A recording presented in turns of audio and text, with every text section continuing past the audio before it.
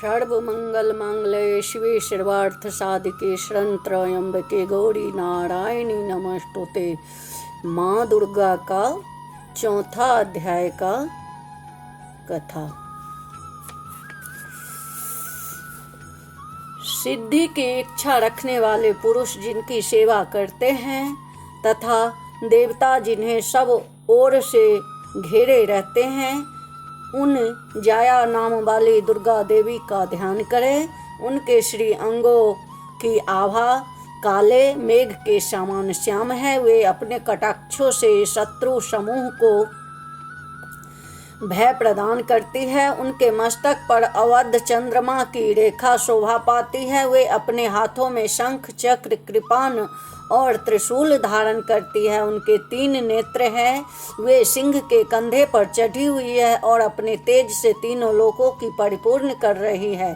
मार्कंडेय ऋषि कहते हैं, अत्यंत पराक्रमी दुरात्मा महिषासुर तथा उसकी दैत्य सेना के देवी के हाथों से मारे जाने पर इंद्र आदि देवता के प्रणाम के लिए गर्दन तथा कंधे झुकाकर उन भगवती दुर्गा का उत्तम वचनों द्वारा स्तवन करने लगे। उस समय उनके सुंदर अंगों में अत्यंत हर्ष के कारण रोमांच हो आया था। देवताओं बोले, संपूर्ण देवताओं के शक्ति का समुदाय ही जिनका स्वरूप है तथा जिन देवी ने अपनी शक्ति से संपूर्ण जगत को व्याप्त कर रखा है, समस्त देवताओं और महर्षियों की पूजनीय उन जगदम्बा को हम भक्ति पूर्वक नमस्कार करते हैं। वे हम लोगों का कल्याण करें।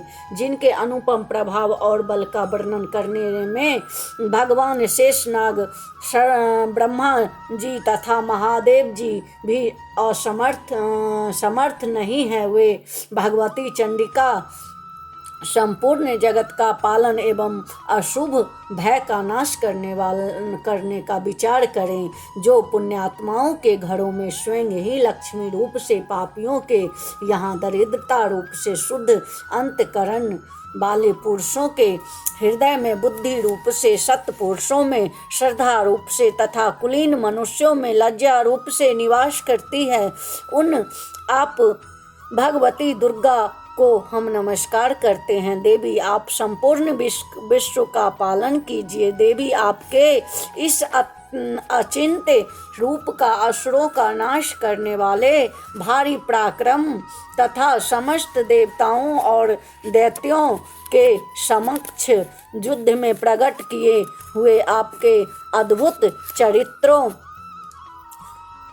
हम किस प्रकार वर्णन करें। आप संपूर्ण जगत की उत्पत्ति में कारण है।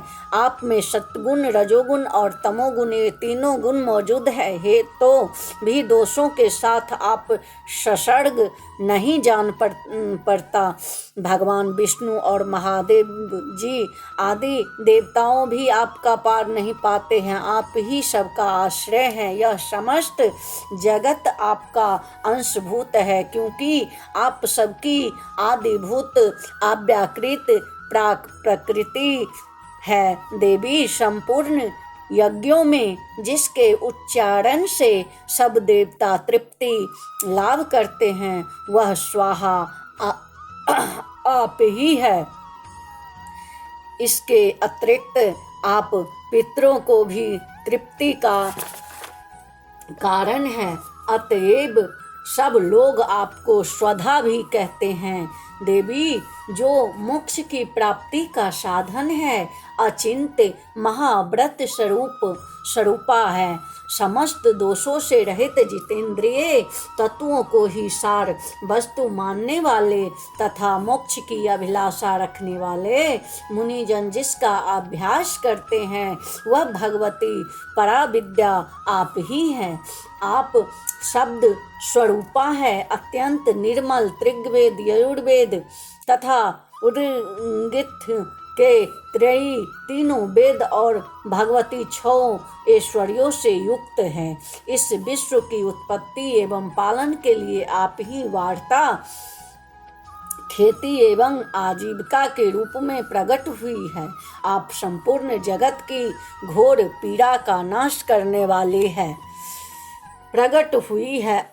आप संपूर्ण जगत की घोर पीड़ा का नाश करने वाली है देवी, जिससे समस्त शास्त्रों के सार का ज्ञान होता है, वह मेधा शक्ति आप ही है। दुर्गम भव सागर से पार उतारने वाली नौका रूप दुर्गा देवी भी आप ही हैं। आपकी कहीं भी आसक्ति नहीं है। कैटभ के शत्रुओं भगवान विष्णु के वक्ष स्थल में एकमात्र निवास करने वाली भगवती लक्ष्मी तथा भगवान चंद्रशेखर द्वारा सम्मानित गौरी देवी भी आप ही है। आपका मुख मंद मुस्कान से शोभित निर्मल पूर्ण चंद्रमा के बिंब का अनुकरण करने वाला और उत्तम स्वर्ण मनोहर कांति से कामनीय है, तो भी उसे देखकर महिषासुर को क्रोध हुआ और सहसा उसने उस पर प्रहार कर दिया। यह बड़े आश्चर्य की बात है देवी। वही मुख जब क्रोध से युक्त होने पर उदय काल के चंद्रमा की भांति लाल और तनी हुई बोहे के कारण विकराल हो उठा, तब उसे देखकर जो महिषासुर के प्राण तुरंत नहीं निकल गए, यह उससे भी बढ़कर आश्चर्य की बात है, क्योंकि क्रोध में भरे हुए यमराज को देखकर भला कौन जीवित रह सकता है। देवी आप प्रसन्न हो। परमात्मा रूप आपके प्रसन्न होने पर जगत का अभ्युदय होता है और क्रोध में भर जाने पर आप तत्काल ही कितने कुलों का सर्वनाश कर डालती है। यह बात अभी अनुभवों में आई है, क्योंकि महिषासुर की यह विशाल सेना क्षण भर में आपके कोप से नष्ट हो गई। सदा अभ्युदय प्रदान करने वाली आप जिन पर प्रसन्न रहती है, वे ही देश में सम्मानित है। उन्हीं को धन और यश की प्राप्ति होती है। उनका धर्म तक कभी शिथिल नहीं होता है तथा वे ही अपने हष्ट पुष्ट स्त्री पुत्र और भ्रष्टों के साथ धन्य माने जाते हैं। देवी आपकी कृपा से पुण्य आत्मा पुरुष प्रतिदिन अत्यंत श्रद्धा पूर्वक सदा सब प्रकार के धर्मानुकूल कर्म करता है और उसके प्रभाव से स्वर्ग लोक में जाता है। इसीलिए तीनों लोक में निश्चय हो ही मनोवांछित फल देने वाली है माँ दुर्गे। आप स्मरण करने पर सब प्राणियों का भय हर लेती है और स्वस्थ पुरुषों द्वारा चिंतन करने पर उन्हें परम कल्याणमयी बुद्धि प्रदान करती है। दुख दरिद्रता और भय करने हरने वाली देवी आपके सिवा दूसरी कौन है, जिसका चित्त सबका उपकार करने के लिए सदा ही दायर्द रहता हो।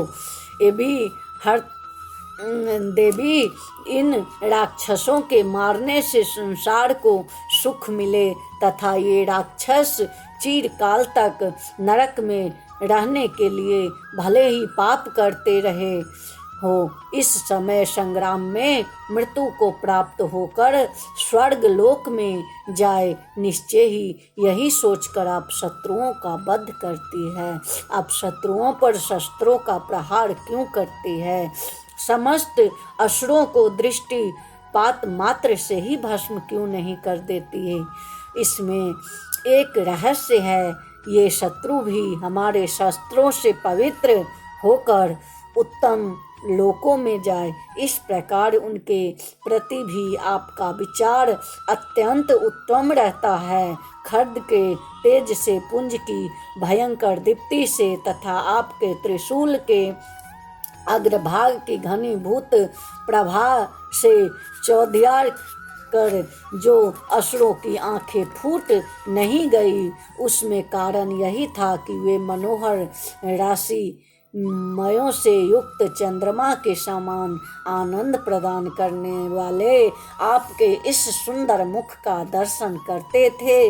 देवी आपका शील दुराचारियों के बुरे बर्ताव की दूर करने वाला है। साथ ही यह रूप ऐसा है जो कभी चिंतन में भी नहीं आ सकता और जिसकी कभी दूसरों से तुलना भी नहीं हो सकती, तथा आपका बल और पराक्रम उन दैत्यों का भी नाश करने वाला है जो कभी देवताओं को पराक्रमों को भी नष्ट कर चुके थे। इस प्रकार आपने शत्रुओं पर भी अपनी दया ही प्रकट की है। वरदायिनी देवी, आपके इस पराक्रमी जिसके साथ तुलना हो सकती है तथा शत्रुओं को भय देने वाला एवं अत्यंत मनोहर ऐसा रूप भी आपके सिवा और कहाँ है।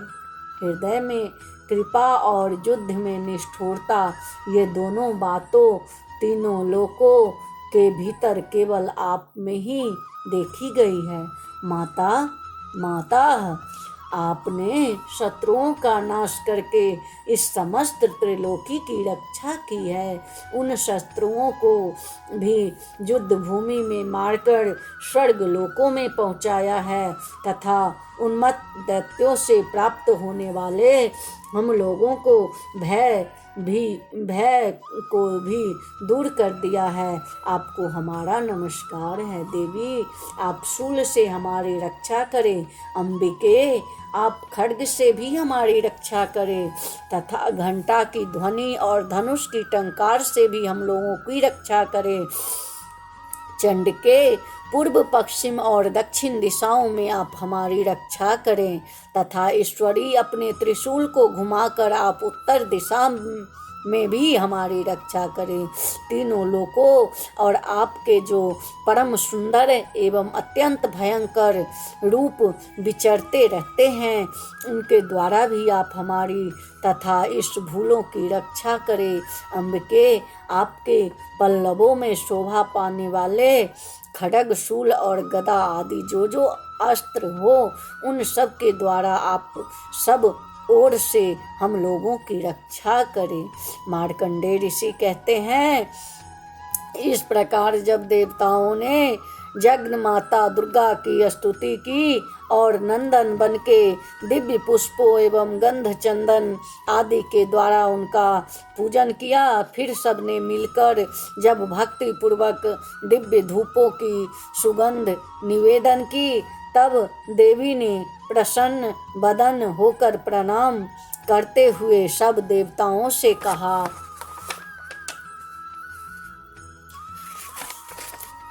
देवी बोली, देवताओं, तुम सब लोगों मुझसे जिस वस्तु के अभिलाषा रखते हो उसे मांगो। देवता बोले, भगवती, हमारी इच्छा सब इच्छा पूर्ण कर दी। अब कुछ भी बाकी नहीं है, क्योंकि हमारा यह शत्रु महिषासुर मारा गया। महेश्वरी, इतने पर भी यदि आप हमें और वर देना चाहती है तो हम जब जब आपका स्मरण करें तब तब आप दर्शन देकर हम लोगों को महान संकट दूर कर दिया करें। तथा प्रसन्न मुखी अंबिके, जो मनुष्य इन स्तोत्रों द्वारा आपकी स्तुति करें उसे वित्त, समृद्धि और वैभव देने के साथ ही उसकी धन और स्त्री संपत्ति को भी बढ़ाने के लिए आप सदा हम पर प्रसन्न रहें।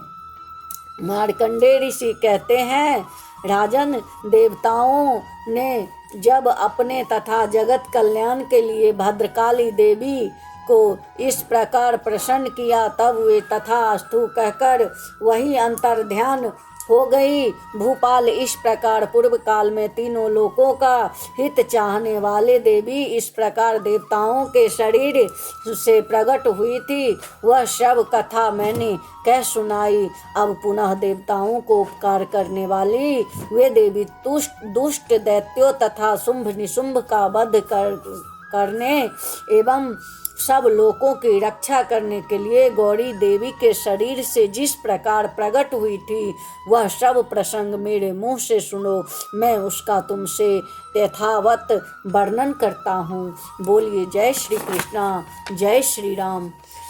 चौथा